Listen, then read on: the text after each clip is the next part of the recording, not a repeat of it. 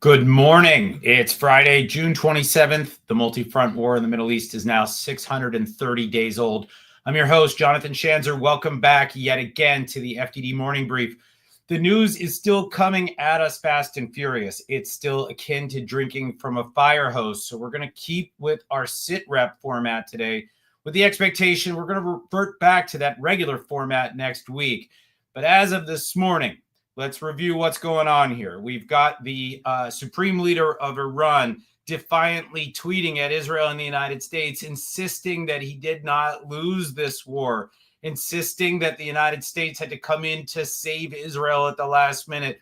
But that is not what we're hearing out of Israel right now, as the news continues to trickle out about what exactly the Israelis were able to do from within Iranian territory and from without. The reports from the Wall Street Journal, the videos coming out of the IDF show a remarkable military operation carried out over the course of years and years of planning, flawless execution, and maybe a little bit of luck as well. But the end result being that more than 11, or at least 11 nuclear scientists killed, including one purportedly yesterday.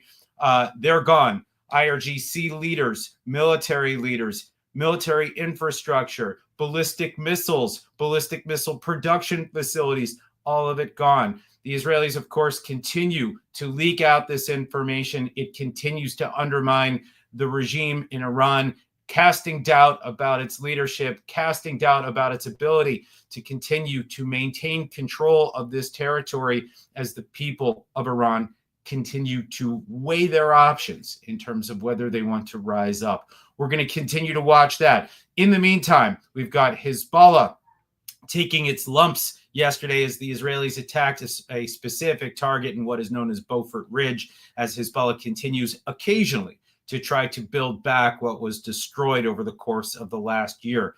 But my eyes remain on Gaza. That's where the fighting is now resuming at a previous pitch. We're going to be watching that closely for signs of possible negotiations, possible diplomacy. But right now, a lot is still up in the air. Okay, with that, what we're going to do is we are going to turn to a pre-recorded conversation with Jacob Nagel. We're going to be playing that in just a moment. Jacob, you'll recall, is a former national security advisor to Prime Minister Benjamin Netanyahu. He was the head of what was known as the Nagel Committee, the most recent Nagel Committee, that assessed Israel's needs in terms of military buildup over the next several years, with the expectation that there was going to be a war with Iran. Well, that war has already transpired. I don't know what that means for the military buildup, but I do know that Jacob was able to answer just about every question I threw at him yesterday. So we're going to tee up that interview now. I'm going to keep watching the headlines. As we play that interview, we'll return back to me and we'll close out the program. But for now, sit back, have a listen to my conversation with Jacob Nagel. Welcome to the program, Jacob Nagel. Thank you very much for having me on your program. Long time since I was here last time. Well, we'll make sure you come back again soon. Okay. I want to ask you to start with where we are with the so-called BDA. We saw Donald Trump come out and say that the program was obliterated. Then we saw comments from Pete Hegseth, our Secretary of Defense, saying that a lot of damage was done. Then we saw the DIA say that maybe not a lot of damage was done. Then we saw the CIA say that a lot of damage was done. Then we saw the Israelis come out and say it was a lot of damage. Trust us. Is it a lot of damage? Are we still learning? What do we still need to learn? First of all, it's good that there are many people that are talking about something that they don't know what they're talking about. So I will just, there are some very serious people in Israel. For example, the Israeli Atomic Agency Commissioner and the others, and they went out with a very short message and read every word of this message, and it's really, really professional. But what I'm saying is that a BDA is something that takes time. You know, sometimes you eat a truck, then you see the truck is not there or the truck is there. But when you eat three very, very, very, very widespread nuclear facilities, like Natanz, Qom, and Isfahan, some of them are buried underground for, underground. And the US is using for the first time the MOP and other things. Believe me, there is a big, big, big damage to those facilities. And of course, we know that there are all these other facilities that have been destroyed. If you can't convert the enriched uranium to metal, then, what's the threat? But I do want to ask, I think we now see the logic of why people are saying that the nuclear program has been set back by years. I think I agree with that. It sounds like that's where Israel is, and I think it's where the majority of the U.S. intelligence agencies are right now. And I think that's probably what's going to be in the final BDA, whether it's 2 years, 5 years, 10 years, I don't know, but it's been set back significantly. Israel and the Middle East are safer. But the one thing that keeps coming up, and I do want to ask you about this, we heard about these trucks that they were possibly carrying the 60% enriched uranium. Now, I understand that you can't just simply take 60% enriched uranium and make a bomb out of it. But is there a risk that there is loose uranium out there that the Iranians have? Is that a concern for you, or do you think that it doesn't matter? I would never say it doesn't matter. But before I'm answering your question, and I will answer the maximum that I can go into. But when some people are saying the program is being set 10 years, 20 years, everything above 5, those people that are saying those things, they don't know what they're talking about. Because if a country is going to start to build a bomb from nothing, from zero, it will take them 4 or 5 years. So you cannot set back a country for more than 5 years. So everyone that is talking about 10 or 20 years is not, it doesn't know what he's talking about. Now about those 409 kilos of enriched uranium that went from 280 from the last report, showing us how fast the Iranians are approaching to the really, really industrial size of enrichment. Now, this is an important part of the bomb. You need fissile material, you need the weaponization part, and you need the missiles, the means of delivery. So 400 kilos of high-enriched uranium, yes, this is a problem. Now, the answer, where are they? Believe me, don't believe everyone that is telling you, because I think that not too many people knows. It was in the beginning in Isfahan. Probably it moved to Fordo. No one knows if all the 400 moved to Fordo or only part of it and part remained in Isfahan. And then it went out on Fordo. Maybe those trucks, maybe not those trucks. No one knows, because I'm not sure that those trucks took this highly enriched uranium or not. No one knows. So now we have those 400 kilo in one of 3 places. In Isfahan under the rebels, in Fordo under the rebels, or in trucks that went to some place. And believe me, if they went, someone like Israel will know where they went. Some people ask why, if it is the enriched uranium, why someone didn't eat it. It's a long question, long answer, but no one knows exactly where. It's important, but people are making for it too much. Yeah. I tend to think so too, because I don't think it's possible right now for the regime to make a nuke with whatever enriched uranium may have finally gotten out. And I do think that they seem to be making a lot more of this. For those that I think are trying to make the argument that the United States didn't finish the job that Israel started. The problem is that more you're talking about it, and someone is showing the Iranians that maybe you are worried about it, the Iranians are already talking of making leverage out of it. Right. Again, it's not a bargain chip. It's something that they will have to give up, but it's not something that you have to pay for it too much. Right. It's important. It was more important when they have, as you said, the facilities to make from this uranium metal and other things. Now they don't have it. It's important, but we will take care of it. Okay. All right. Now you mentioned negotiations. I need to ask you about this because you and I have talked about this not on camera, but I want to ask you about it now. This idea that we're going to start negotiating, that Stephen Witkoff is going to go back and start talking to the Iranians. I don't know if it's going to be in Doha or in Muscat or in some other traitorous country that is working against American interests and absolutely working against Israeli interests.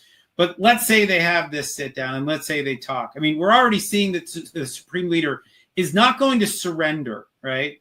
And we've seen that there is also, there are talks about uprisings. The crown prince, the former crown prince of Iran, is calling for the Iranian people to come out into the streets. There are people talking about possible internal revolution. Maybe the Revolutionary Guards or some angry clerics might try to go after Khamenei. I don't know where all this goes, but if it actually goes to negotiations, right, and you don't have the toppling of the regime and you don't have surrender, what does that look like? I mean, what does Israel want to see coming? I think I know what the U.S. wants, which is just an end to the nuclear program. But for Israel, you're talking about proxies. You're talking about ballistic missiles. There's a lot of things that the regime still has that I think Israel would probably like to negotiate to bring an end to it. Is that possible right now in your view? Talking about negotiations in this stage, I'm not ruling it out, but I have some preemptive conditions for it. And if you remember when we talked before the first round of Witkoff and Arakchi, and if I demanded it then, for sure I can demand it now when the situation is much better. You talked about proxies, you talked about the ring of fire, all of those, things that Iran had as a leverage on US, Israel, or someone else, they don't have it anymore. Iran is totally naked. Iran is open. The Israeli Air Force have a total air superiority above Tehran. So what they're talking about negotiating. Now, you want to negotiate? What I would put on the table, and again, I see some of the good things coming out of what US wants from Iran, but I'm putting for the negotiations, I'm putting before you start negotiating, you have to do actions. Now, some of the actions that I asked before, Iran cannot do anymore because they cannot give up some of their facilities because they don't have it anymore. But Iran should declare, we are not going to enrich, we are not going to reproduce, we are not going to do all the things that are part of a military nuclear program. It's interesting to me that you didn't mention missiles. And look, I know that I'll come to it in a moment. Okay, but let's put it out there, right? Israel just sustained something like 500 missiles from Iran, ballistic missiles, serious heavy missiles that did a lot of damage.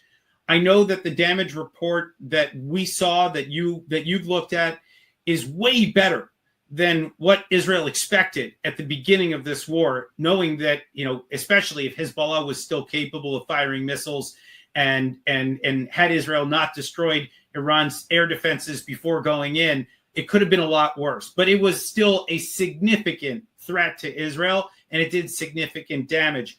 How does Israel think about this right now? I mean, I know you said the skies are open, but if Israel goes back into Iran for any reason, it seems like probably a safe bet that more ballistic missiles fly at Israel. Is that just going to be the cost of doing business from now on, from your perspective, or can this be negotiated too? I think it can be negotiated. Before, we were talking always about the three parts of the nuclear program. Iran always claimed that they have their ballistic missiles for defending themselves. Yes, this is defending. We saw what is happening. And again, you're totally right, Jonathan. We expected mostly in the life cost that again, every life is very, very important, but the numbers are much, much, much lower than the number of casualties that we anticipated before. Yes, we also took into consideration the Hezbollah as part of the missile barrage coming on Israel. Now, you just touched a very, very important thing. We will have to put the missiles inside. Why? Because of the changes that Iran did in the last year. Before it was a program, 2,000 missiles, you can end your note. Iran decided for the last year to go to a 10,000 missiles. They decided to go to all of them or most of them accurate missiles. They sent many accurate missiles and non-accurate missiles in the last war, 12 days war. But 10,000 ballistic missiles, few hundred kilo of explosion of explosives on each one of them, 10,000, believe me, they can cause damage very, very similar to a small nuclear bomb if you are talking about thousands of missiles that are PGMs, precise guided munitions. So yes, it has to be part. Now, you hit on the right questions about how an agreement can look like. Now, I would love to have an agreement with me and the US, an agreement with Iran, the same that is in the north of Israel now with the Hezbollah. It's not simple to say that we will have the same agreement that we have with Lebanon with Iran. Because it's not simple to attack them again and again. Yeah, and I know you can't. But I think Israel can declare what its own red lines are and can vow to attack. And of course, when Iran lacks air defenses and they lack an air force, thanks to the great work of Israel, I think they have to listen. Whether they will always want to listen is another story. And I think we've got some interesting. But the problem is they have the ballistic missiles and they can use them. Yeah, and they can use it again. And that will be one of the reasons why. I didn't say they cannot. They can. Yeah, and this will be one of the reasons why Israel may be less bold from time to time about attacking something that they don't like inside Iran versus what they do in Lebanon. Right now, if they attack something that they don't like in Lebanon, there's no cost to Israel. But there could be a serious cost by attacking something in Iran. You could see all of this start all over again, right? It could be a price also in Lebanon. It could be, they still have few 10,000 or 50,000 missiles. They are not using them because they understand what will happen to them. Right. In Iran, it's a little bit different. But the question is, I see now 40 trucks go to Fordo or to Natanz, trying to reconstruct these buildings there. Yeah, you're going to have to bomb it, right? Of course you're going to bomb it. You know what I want? I want the US to attack. I want Israel to attack and US to threaten Iran and tell them, if you will attack, we will attack you again. So there is something you have to be there. It's a different kind of an agreement that I'm not sure how to orchestrate. I'm not sure anyone knows how to do it yet. Yeah, it's very, very complicated. And I'm not sure that the president of the United States wants to go back. I'm not sure the Israeli public wants to go back. And so I guess we're going to have to watch this. It's going to be very, very interesting. But thank you for playing out that scenario. I have one last question for you, Jacob. And this is you and I talked about it when I was in Israel a few weeks ago, just before the war began. And I'm just going to remind viewers that you said that it probably wasn't going to happen until after Bibi's son got married. So I'm always going to remember that. Yes. But I won't hold it against you.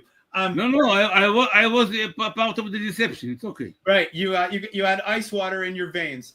But I want to ask you this. We're looking at, obviously, the last big front now that the guns are silent in Iran.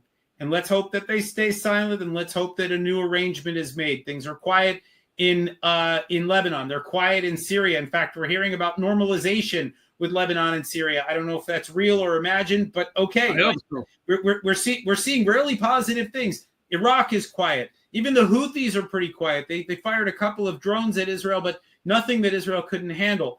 So when I look right now, we're back to the beginning. We're back to where it all started in Gaza. And when we talked about this, when I saw you a few weeks ago, we talked about, the question of whether Israel can end the war without bringing back all the hostages, but make demands and basically say to Stephen Witkoff, Israel's not fighting anymore, but we're not going to let any construction get through to the Gaza Strip. Food, water, fine, that can come through, but no construction of anything until the hostages are released. Can you imagine a scenario where diplomacy is allowed to play out? Or do you think from the Israeli perspective right now that this is we're going right back to full-on war in the Gaza Strip? And of course, Israel will be criticized heavily by the international community, and all of the things that we just watched, the positives, the victories that Israel has just achieved. I mean, my fear is that they will be erased after Israel gets stuck in the sands of Gaza again. Is there a way to avoid that right now? There was tragedy the other day in Gaza, 7 Israeli soldiers killed in one attack. Is there a way out of this right now other than going right back in and fighting some more? Again, what I'm saying is that we are in an absurd way. We are in a situation where the weakest front that we had, the weakest one, became the toughest one. Now, why? Because there are two differences from Gaza to the other fronts. One of them, of course, is the hostages, the 50 hostages that we have to bring home as fast as possible. And the second thing is that even Iran, but of course Lebanon and others, there are terrorists, there are the IRGC or the Hezbollah or the other, but the people around them are not all terrorists. In Gaza, most of the people were part of Hamas. Now, I'm not saying that all 2 million people in Gaza are terrorists, but if you will do an election now in Gaza, even now, I think that 80% will vote for Hamas, even so they don't like it. Now, this is one problem. But what we can do, I don't agree with one of the scenarios that you said, okay, Israel will go out and everything will be okay. No, we cannot go out from Gaza, especially from the perimeter, from the Philadelphia corridor, from the other 2 corridors that we have, Morag and Netzarim and others, without making sure that the Hamas is eliminated by the way that they cannot control. They cannot control Gaza again, and the PA is the same, cannot go instead of them. So I don't see any easy solution to end this confrontation. If there was no hostages in Gaza, this war would finish a year ago, 2 years ago. Yeah. They are the weakest one. How come it took us so fast in Lebanon or even in Iran? But the problem is that we are humanitarian. We don't want to hurt our people. We don't want to hurt the people that are in Gaza, our boys and soldiers that are there. So we have to find a way of doing it. Everyone in the world should push the Hamas, not Israel. They are the one that are responsible. And I think, and I will say, just to end it here, I think we really do need to see pressure on Iran. We need pressure on Qatar. We need pressure on Turkey. That's where the United States should be putting its pressure right now. That's where Witkoff should be really leaning on these guys, because I do think that after this war is ended, instead of pressuring Israel, you have to pressure the Hamas. And I agree, because it should not be only on Israel. I fully agree. Jacob Nagel, this has been fascinating. You have helped us unpack some very complicated things. I want to thank you for coming back and joining us on today's episode of the FDD Morning Brief. Thank you very much. I enjoyed it as usual. Thank you. Bye. All right, that was terrific. I think a really wide-ranging discussion there with Jacob Nagel, who has terrific access across the Israeli system, continues to engage with decision makers, military folks, intel folks. I think he's got a really good grasp of what's going on, and I hope that was useful to all of you. We're still watching the headlines here at FDD. It has been quiet, and I think that is a good thing. Israelis are getting ready to head into Shabbat here, into the Sabbath. I've been watching the screen here for the last 20 minutes or so, and it's game shows and it's just general interest It's a good thing to see the Israelis being able to get out of their shelters and to be able to have life return to whatever normal looked like in the Middle East before those 12 harrowing days of attacks and trading blows with Iran. I continue to watch what's going on inside the Gaza Strip. For me, that is a crucial thing because I do understand that that's the last major front. Israel has, by all accounts, come out on top in every one of those 7 fronts that it began fighting on October 7th. It was not easy to get there. I get a sense right now that the Israelis are quite pleased with the outcome that they're seeing across the board, but it's not over. Those 50 hostages are still a gaping wound for the Israeli public. They continue to talk about how to end this on the right terms and to leverage the gains that they have made. We're going to continue to watch all of that. We're going to analyze it. We'll be back if there's breaking news, but if not, we'll be going back to our regular format of the FDD Morning Brief on Monday. As always, if you're looking for more smart things to read, I encourage you to check out our website, fdd.org. If you are interested in some of the content that we've got on social media, obviously we've got Twitter and we've got Instagram and we've got YouTube. So please check all of that out. Please do consider making that tax-deductible donation at fdd.org/invest. I will see you Monday. Thank you for joining us today. I'm Jonathan Schanzer, signing off for FDD.